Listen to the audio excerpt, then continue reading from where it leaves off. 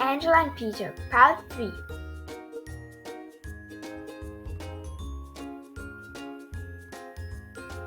Peter gets up and says, "I want to work for you." "You have to wait for 7 days," Angela says. Peter says, "Why that long?" "Don't argue with me," Angela says.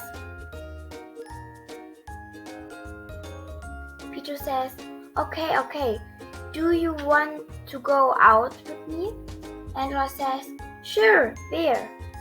See you in front of the Maya Museum?" "No, thanks." "In front of the hotel?" "No, thanks." "In the park?"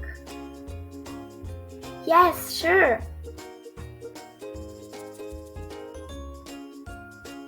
"Let's go for a walk." "Of course."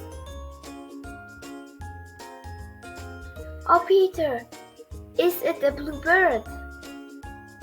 "No, it isn't. It's Superman."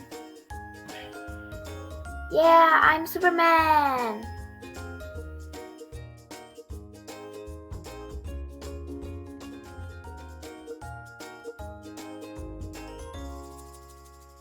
The end.